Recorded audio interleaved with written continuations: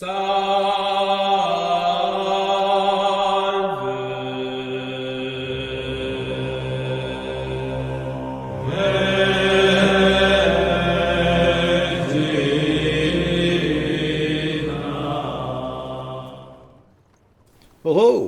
welcome to another edition of the Bare Bones. I hope you like that opening. So this is the defense of Grande Gloire, whatever, however the hell you pronounce that. What I'm doing is I'm gonna try and hold on to the Claymores as long as possible, like I did in my attack in my siege video where I siege this place. And so I come into the vestibule here, whatever this thing's called, and I'm looking around for a place to defend it. Now I know as a Claymore, I need to charge. I don't want to stand on something, and I'm looking in here and I'm trying to find where can I stash myself so that when they come in, I can charge. And that's what I'm doing right here. Is I'm trying to figure, okay, how can I tighten myself in there? And I keep looking around. I've already sieged this place a couple of times and did quite well. And I realize, I don't like it. I don't like it in here. So I decide to pull back. And I figure, I'm going to go back. Because I figure I can charge across this bridge right up until the time it gets down.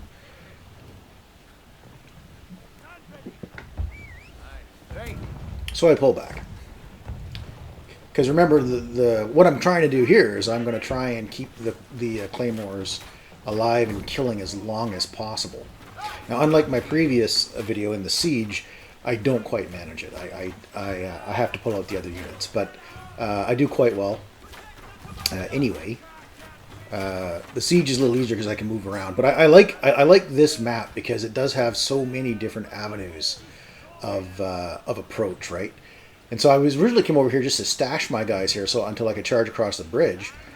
But that's when I look, I look down there, and that men-at-arms guy starts to go, and I'm kind of like, yeah, they're down there. They're going to try and come up. So I figure if I go, he'll go. So I go. Now he's not braced. I don't know why he's not braced. Maybe cooldown was not in effect, but he's not braced.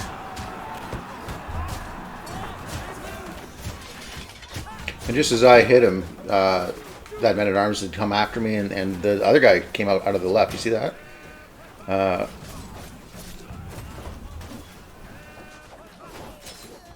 So I decided to turn around and get out of there as normal.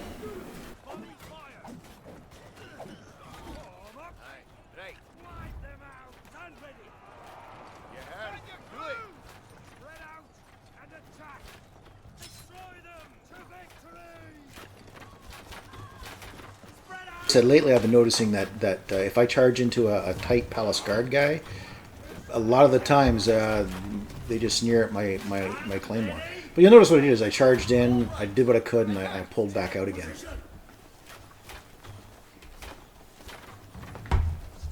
But I decided to go back to that point because again I'm looking at it from a point of I'm going to defend the A point by charging at stuff. Now I remember thinking this guy's he's going off on a limb there. I don't know if I thought about following him. I thought, no, he's just going to get himself wrecked. So I didn't go. So instead I'm going to look for an opportunity to just defend the A point through charging. And I come up here, and that's what I do. But I don't go all the way in because I know I'm going to lose it anyway. So I just sort of send them in half-assed. I don't want to go all the way in because it doesn't look like it's going to be a good thing. So I pull back.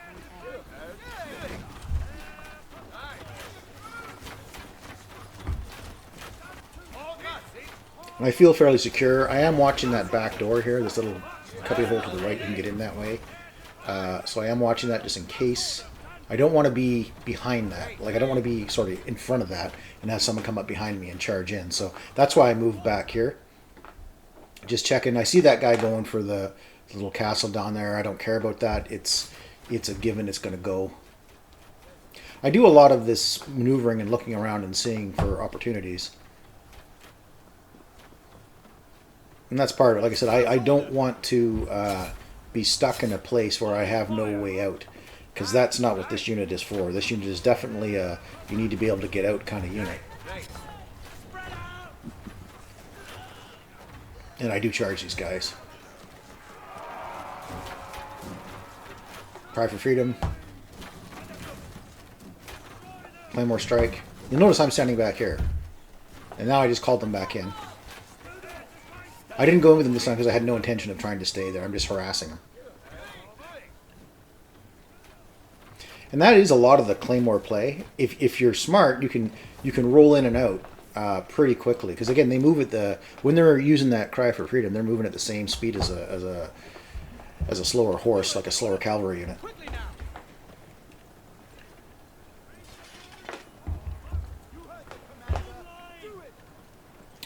Looks like everyone's starting to pull back, so I decided to pull back as well.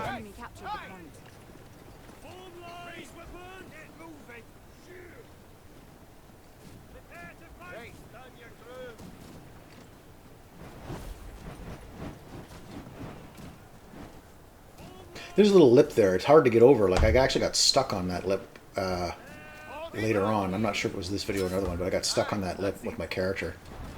And again, charge. This time, I believe I do go in with my Clash of Shields.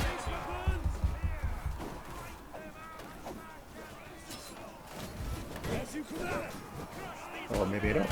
This must be. I go up and down this line a few times. Okay, set on back.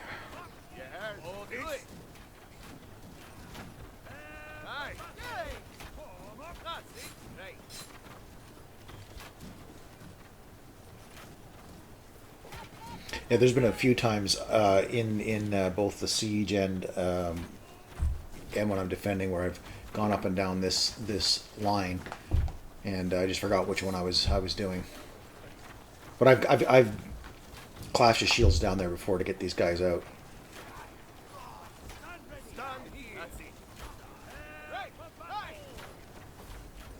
Bit of a heal there. I don't want them to go in yet. I'm trying to keep them from going in because their cry for freedom isn't up. So you got to keep pulling them back. Because unlike paladins, they don't stay where you put them. Okay, cry for freedom's up. And charge. And Knightly Vows. And I clash the shields in. And that's a Palace Guard unit. Cry for freedom and Claymore strike. Player kill. Up to 57 kills. Pull them back. And again around the corner. So I don't get nuked and they don't get, and the guys don't get tempted to push forward very slowly and try and kill people when they're in their tired phase. Now this is good. I see these Madawas coming. I'm like, okay, yeah, we're gonna hold here. So I'm gonna come back in a second when these guys get laid up. But again, I'm waiting for the cry for freedom. Now, a lot of times I would send them back to get healed, but I didn't do it this time because it was a long way, and they would have to go through enemy territory almost to get there, to go down that line. So because if you look to the right there, that's kind of down that way. The enemy captured the point. The possibility exists that they could have got hit, and that's the point, right? Do I go down again? I think this is where I get caught on the... Yeah, see, I'm getting caught on the damn bridge.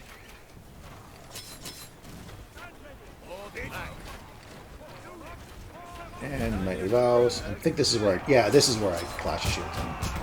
Cry for freedom. Claymore strike. And I want to get out of there.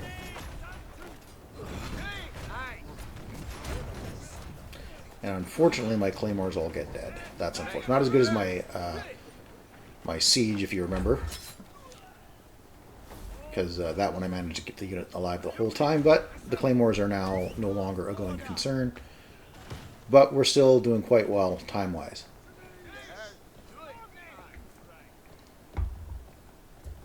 But overall, I was pretty pleased with how these Claymores went.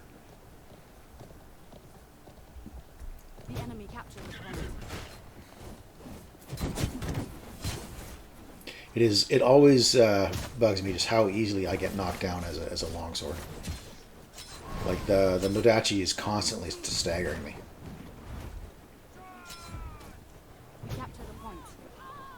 So I pull up the Iron Reapers.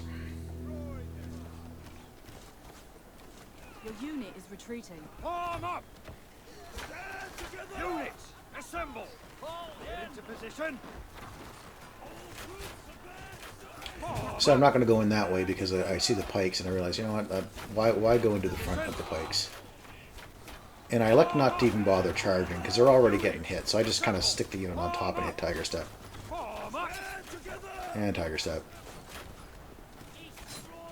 Like I said, they were already pretty much down by the time I got there. And again, I'm just going to roll right in on these crossbowmen.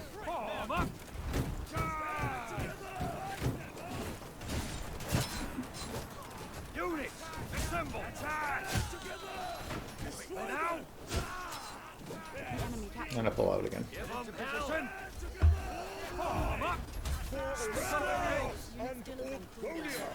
Just in time too, because cavalry is not nice. Lost that one Iron Reaper guy though.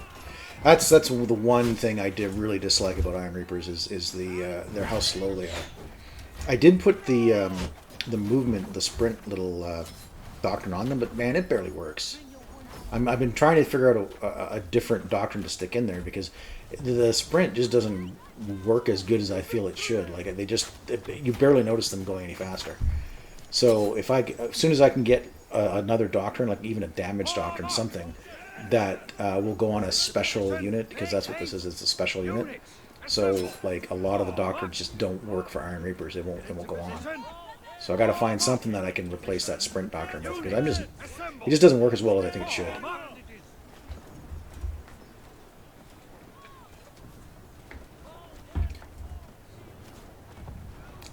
So again, now I'm in the mode. I know we're going to win this. They're throwing stuff at us, and we just got such a good defense on this bridge that they're not breaking us, right? So I thought, okay, I'm going to try and get some points instead. So I'm going to actually throw this unit away anyway, because what I've decided to do is I've got lots of kills. I'm going for points now. I'm going for personal points, and that's why I'd make this charge. Every little point I can get.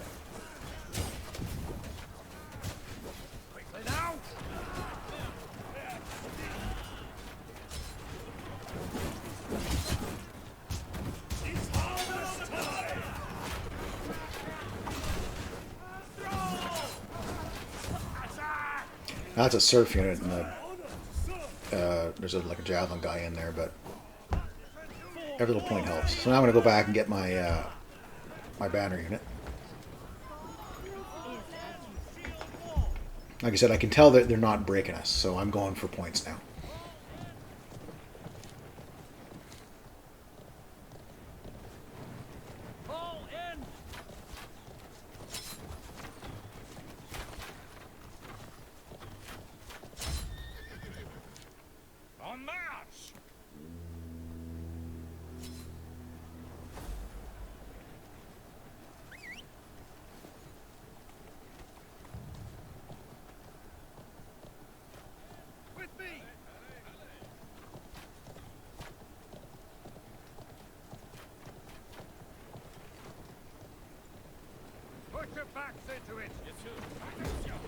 Now, one of the good things I like about the Bannerman is that it has that Shiltron formation.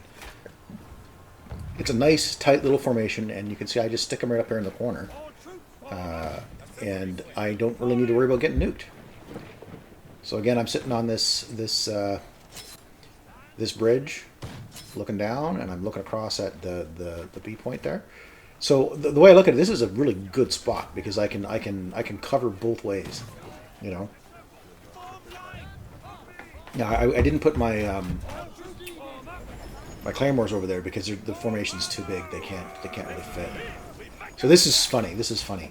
I go to charge, and I fucked the charge up. Excuse my language, because I'm so used to pressing Q to get my Nightly Vows going. That's what I did, and so I completely borked this charge. So I had to pull him out. I'm sitting there killing myself because I thought I was beyond that point where I was messing up the charge button. Because if you look what happened, I hit 2-3. I went with the charge, and then I hit the Q key, which is the glory, the basic little tiger step charge, and that does cancel the charge. You'll notice the charge did get canceled. So now I'm going to pad stats, because if you look at the timer there, the timer's almost up. So I want to get in there and I want to kill some archers to pad stats. Yeah, I'm a stat. You know what? But why not, right? You know. And that's really what I'm doing here. I'm just padding stats at this point. It was a pretty good team. I gotta admit, it was a good team. Yeah, do something about that, bud. Go.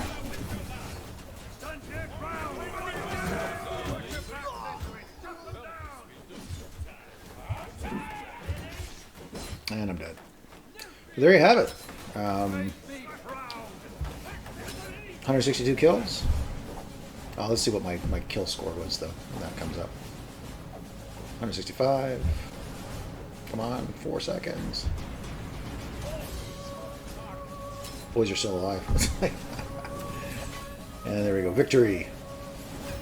Okay. Oh, MVP. Let's see. Alright. Claymores did pretty good.